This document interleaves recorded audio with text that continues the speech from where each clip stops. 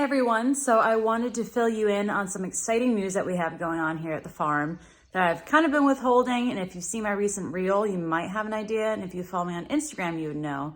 But here's some big news coming this 2023.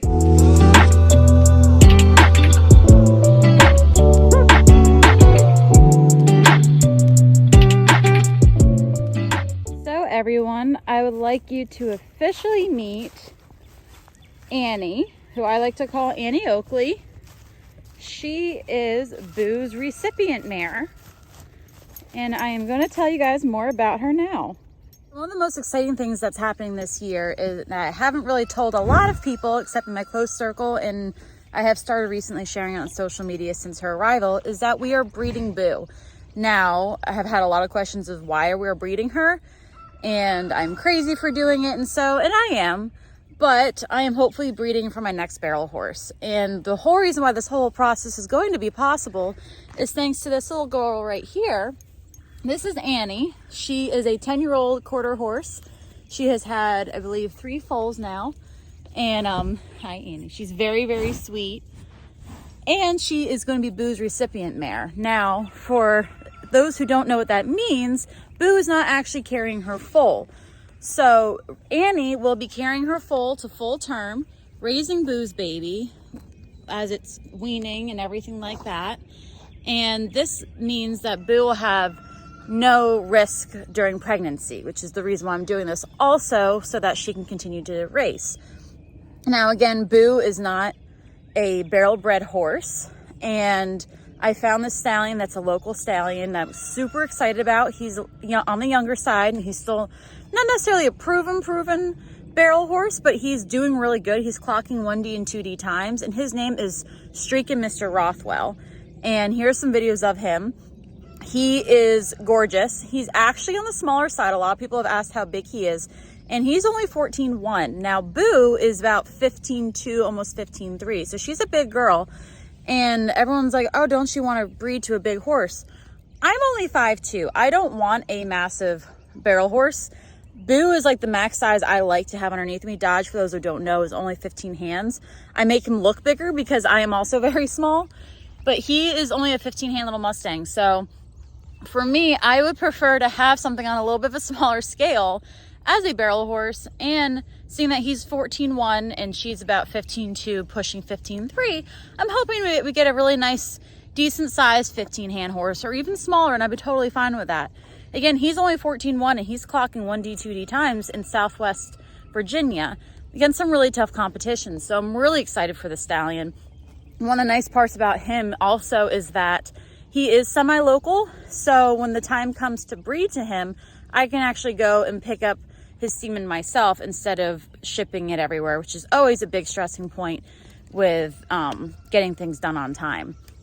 So this is part of our 2023 journey that I'm really excited to share with you guys. And I'm going to fill you a little bit more about what exactly embryo transfer is, how we are doing this, and where we are now at it, because today is really the official start of it, as we are doing some things with Annie today I'm super excited about. So why are we doing an embryo transfer? So there's a lot of details that go into this, but kind of for the general overview of this whole thing is that horses carry their foals for about 11 months. Now, if we're breeding for now, again, we're in April currently. So hopefully we're hoping on the first try. So between April and May, probably late April is when she'll hopefully be bred. So then we're looking at a foal to be born about March, April-ish. And one of the biggest things with performance horses, and a lot of people don't understand that this is actually very common for a lot of performance horses, is that the mares don't carry their own foals. Why? It's because it's a less risk for the mare itself, and they can continue to compete. Boo is 8 years old this month, and even though she's still super young and is very healthy and very capable of carrying her own foal, one, I like to continue running her. Now, you can continue to show a horse and run them and compete them while they are pregnant. However, there is an increased risk period, and especially a high intense sport like barrel racing where the horses can get hot and you're really racing in the summer, you don't want their core temperature to get too elevated or too stressed or anything like that, because it risks losing the baby. Secondly, there is a time that she can no longer run. they, just like people, they begin to show, they get a big belly and everything like that, and then it'll be too hard for her. And third, I am a vet tech, and I have been for many years, and I have done a lot with babies. I love reproductive, like the whole reproductive system, and reproductive in horses. And when I was looking to go to vet school and was on the road to becoming a vet, my goal was to eventually be a reproductive specialist.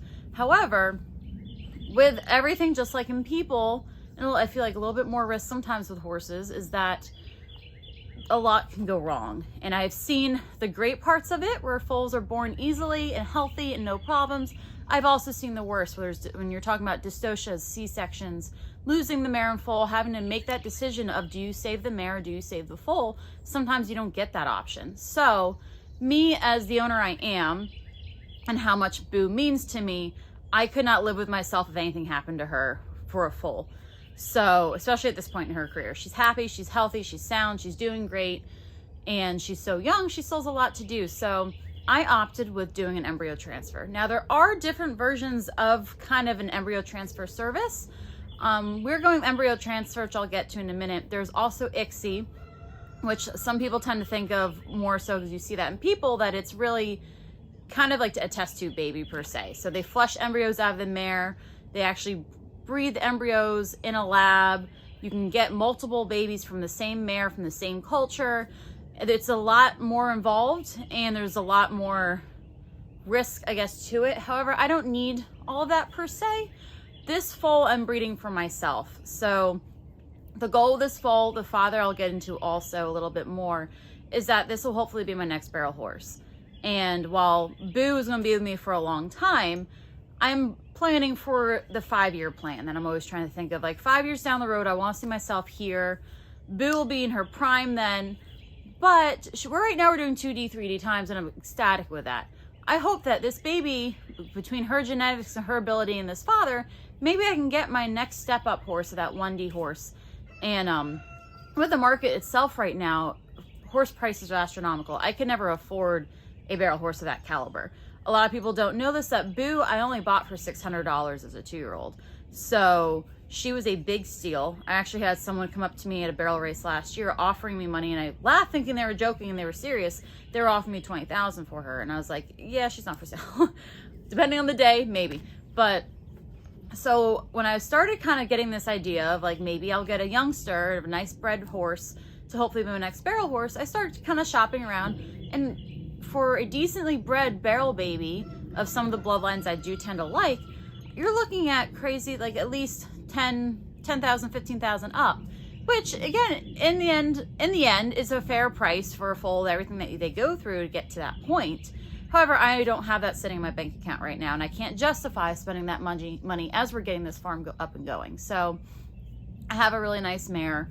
She, again, is not barrel bred, but she is foundation quarter horse. Her, I believe, grandfather was 2-eyed Jack. So she comes from mostly cow horse line. That's why she is a very big girl. She is not your kind of slim, petite barrel style horse. She is a tank and pure muscle. She's a spitting image of her father, who is, I believe, is DJ's true dun Jack. When I found a photo of him, I mean, they're identical to each other. So she got all her looks from him. This stallion I'm looking at, however, I'm super excited for, because he's going to mix some amazing barrel bloodlines with the foundation quarter horse and cow horse that I tend to like and what I've grown up with. So I'm super excited to see what this cross produces, especially with his bloodlines. So who is Streakin Mr Rothwell? Well, his father is a Streak of Fling, who many barrel racers know is one of the pioneer kind of barrel horses in the industry right now. He's one of the leading sires. And on his mother's side, his grandfather is Frenchman's Guy. So he's a very, very nice bred stallion. Very, very sweet, in your pocket personality. And he's running really good, and he's even local. So again, Rothwell, I actually won a breeding to him. I have been looking at mares or stallions for Boo, trying to figure out my budget, trying to figure out, there's so many out there. I didn't know almost exactly which direction I wanted to go. I found a few I really liked. I was looking at all the stud fees, the shoot fees, all the things involved with it, trying to figure out what direction I wanted to go in. And then I entered into like possibly win a breeding to Rothwell, who is a local stallion. And I won it, and she chose for Boo to get a breeding from him. So I was like, this was meant to be. The next day, it was funny, I was looking at horses for sale on my Facebook showing up and everything. And I was like, well, again, all right, how much are weanlings going for? Like, again, I can work with a baby, get them going from there. Similarly bred horse, similar to what we're kind of crossing for, I'm looking at 15,000 to 20,000 for a weanling. I was like, yeah, this is my sign that probably most affordable wise is to breed Boo. Again, why am I doing this also now is that I had access to Annie, which she is the pivotal thing in this whole process, is that I am a vet tech and I work at a vet clinic.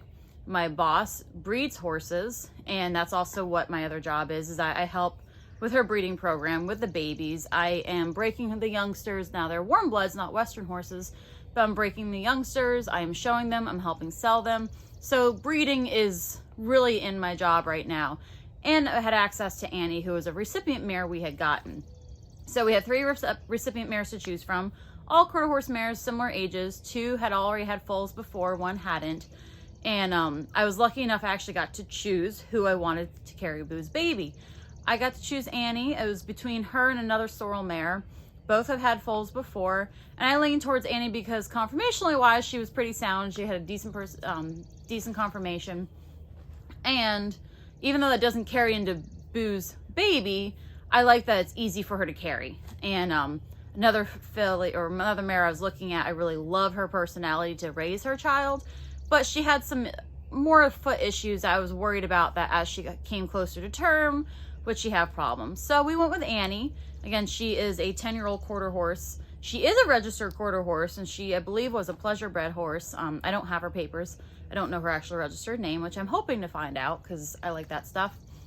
But none of that really carries into Boo's foal. So Annie is really just a vessel carrying Boo's baby. So what the process is going to be is that we're going to get the girls to cycle up together. Then Boo will actually be bred. Now she's being bred by fresh cooled semen, which there is live cover, which is pretty self-explanatory. There's fresh cooled and there's frozen. Fresh cooled is a good in between of live and frozen. So frozen is a smaller dose that is literally frozen. And it's a little bit harder. It has to be a little bit more finite of when the horse is bred. You don't have much room for error with it. While fresh cooled, it's a dose. It's a little bit of a larger dose. There's less medium in it, less things that can cause issues or side effects or fluid buildup in the mare. And my reproductive specialist really likes fresh cooled and has found a lot of luck with it. So we're going that route. So Boo will actually be bred. So she will be bred. She will carry this embryo for about 7 days. And then we're going to go up to a specialist up in Northern Maryland that we will go up there with Boo and Annie, and we will flush that little embryo out of Boo and look at it under a microscope. So I'm super excited. That'll be the first time we get to see the baby. Make sure it's doing good. And then we will actually implant that embryo into Annie. So it's a very, very time sensitive process. It's very fragile. There's a lot that can go wrong. So it's kind of crazy for those who don't know the process and don't know horses of how really advanced medicine can be and how we can do these things. And then once everything's flushed and put into Annie, it will implant and Annie will carry the foal till the day it's born, until it weans off of her, and then we are good to go. So where we're at right now in this process is that Annie today is going to get cultured. Because she's had foals before, we want to make sure that there's no really gunk in her uterus. So there's no infection, nothing that's going to jeopardize the whole process. So we're going to culture her, make sure she's all good. And then if everything's fine, then we are going to start actually syncing the mares. Now Boo and Annie currently are in season, which is nice. We had to wait till Boo went through her first heat cycle as well as Annie, because the first heat cycle is a little erratic. It can be long, it can be short, they can come in and out of it. So we were waiting for that to happen, and that happened last month. So for Boo, it lasted a little over 2 weeks in and out of it. So now she has come into a heat cycle last Friday, right before our barrel race, and now it's normal cycling. Annie also came into season, so that's also why she came to us a little early. I was a little late telling you guys about this, but she came to us probably about 3 to 4 weeks ago almost, to let her settle in here, get the stress of moving out of her system, because she had been with the 2 other mares for the last 3 years. She hasn't really been anywhere. So we wanted her to settle in, wanted her to kind of meet the horses, start the cycle, and it kind of works. So Boo and her are within days of each other right now, naturally. So the next step is that we're going to culture Annie, see how she does with that. And then we have ordered our hormones. So then we'll actually start a hormone therapy with Boo and Annie to get them cycling the exact same time. And I will go into more detail of that at a later date when we start the therapy. I don't want to overwhelm too much.